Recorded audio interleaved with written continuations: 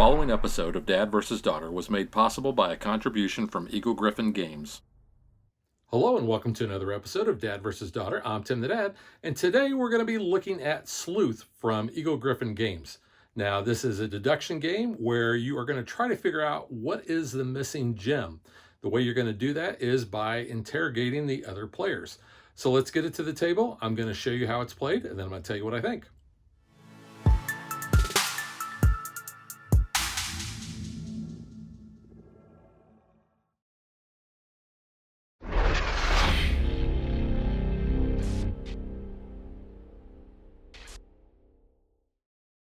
Setup is going to be based on the number of players that you have. Here I have it set up for a 4-player game, so each player is going to be dealt 8 of the gem cards.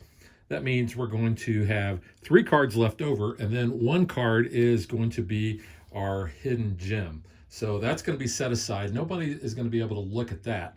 But the players can look at the cards in their hands and these 3 leftover cards. So what they will do is they will each have a sheet here, and based on the cards that they have in their hand and those 3 cards that everybody knows, they're going to go ahead and check those off. Each player is then going to be dealt 4 search cards, and they're going to be placed face up in front of them. This is how they are going to be guessing which gems other players have. They can play any of the cards that they have in front of them, one at a time. When they play that card and they ask that question, this card would then be discarded and a new card would come up. If for ever any reason they do not like the cards that they have in front of them, instead of actually guessing on that turn, they can actually discard all of those and get 4 new search cards. But that is their entire turn. Now the search cards will allow you to either ask a 1-element question or a 2-element question. And the way you're going to determine that is by the color of the magnifying glass. So you can see here, the brown is a 1-element card, whereas the gray is a 2-element card. And the way those work, so let's just take this one as an example. You'll notice that this is a blue card, it's 1 element. So, and because you have the circle at the top here, you're going to be asking how many. So you would choose an opponent and you would say, how many blue cards do you have? Because you'll notice that all of the elements in the picture represent either 1, 2, or 3, and they represent the 3 different types of gems. So you would ask an opponent, how many blue gems do you have? And then they would tell you a number, and then that is public information, so everyone at the table hears that. So this is a 2-element card, so you would be asking an opponent, how many green topaz do you have? And they would actually show you all of the green topaz. Now there are what they call free choice cards, and those have the question mark here. And you can see too that there is a brown ring and a silver ring. So this means you can ask either a 1 or 2-element question. Most of the time, you're probably going to be asking the 2-element question. But this is also green. So you could ask someone how many green clusters they have. Clusters means 3.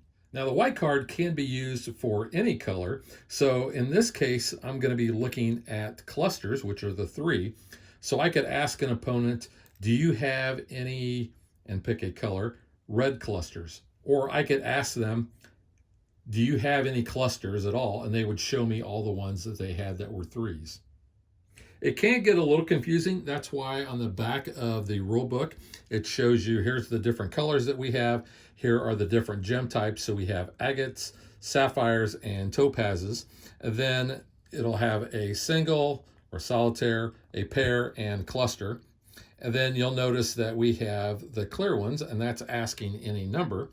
And then the question mark reminds you that those are for the free choice.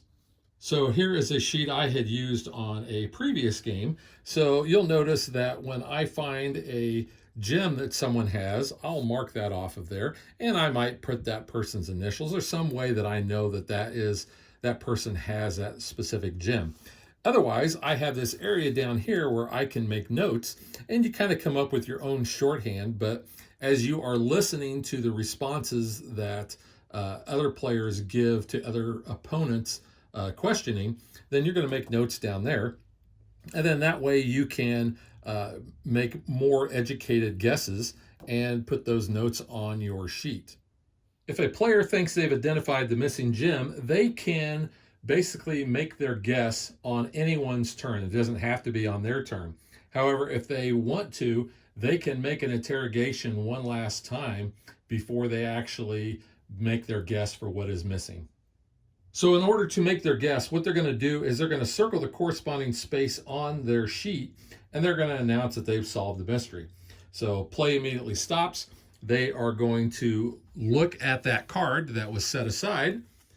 In this case, we have a double red sapphire.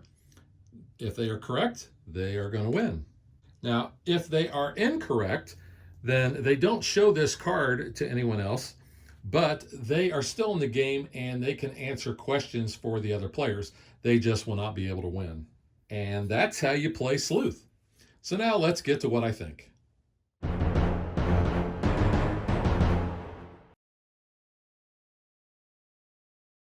Now, I've not really played a lot of deduction games. I grew up playing Clue, and this is probably the closest game to that because you've got different elements. You know, Colonel Mustard in the library with the lead pipe. You know, you're looking for the gem, you're looking for a specific color, a specific quantity of that, and a specific type. So, very similar elements there. However, this seems like it is a longer, more drawn out game, and that's not necessarily a bad thing. So I've played this game at the 4-player count, which wasn't bad. It actually plays up to 7. I don't know that I would necessarily like this at 3, although I would like to try it just to see how it is. But I think the more players that you have, the more you're going to be listening to all the information that's going to be shared around the table. Plus, you're going to have less cards. For instance, in a 7-player game, even a 6-player game, you're only going to have 5 cards. So not as many cards that you know what they are that you can check off of your sheet. This is very interesting. I've found listening to others' responses and making sure I track who said what and who showed me what really helps in narrowing down which of the gems is the one that is missing. Now, the group that I played this with, our very first game, we struggled a little bit with trying to figure out exactly how we were supposed to ask the questions. And I'll admit that that can be a bit of a struggle, but then we kind of figured it out. And once we got rolling, then turns went really fast. There wasn't a lot of downtime. In fact, I think we only had one person during the game that had wiped their cards out because they were able to use what they had and use that information that they had gained from the other players in order to get the most out of asking their questions and knowing who to ask, because that's kind of the whole gist of the game, is narrowing it down who you should be asking what questions so that you can get those narrowed down on your sheet. So gameplay moves pretty quick. You have to really be paying attention. So this is not a game that you're just going to be chilling and have the TV on in the background and trying to watch something. You really have to pay attention here. The art on the cards, I think, is really nice. They're not confusing at all. You've got a nice vibrant color. You know what, if you've got a single, a pair, or a cluster here, the type you have, and the type of question that you're going to be asking. The cards also have a linen finish, so that looks pretty good. And they have a white border. And you can see the backs of the question or the search cards here too. But overall, this is a very fun game. In fact, this is probably one of my favorite deduction games that I've played. Like I said, I haven't played that many, but this may be my favorite that I've played so far. You do get a very thick pad of sheets. Sadly, they're not double-sided, but there's plenty of room for you to make notes in these spots, make notes down here, do whatever you need to do in order to track who has what gems. The rule book itself is not that big. You can see you've got, here's your components, your setup, the different types of cards, your 1 element, your 2 element, your free choice. how to identify the missing gem, some strategies, and it does have some variants that you can try out. And then, like I said before, here's this nice reference that's on the back of the rule book. So here's a good look at the insert. You've got 2 wells for the different types of cards. And if you've got some small pencils or marking devices, you can place those there. So that is Sleuth, Find the Missing Tasmanian Gems, and we will catch you guys next time. Thanks for watching our video. We hope you enjoyed it. And if you did, click that like and subscribe button. You can also follow us on social media like Facebook and Twitter at DadBeDaughter.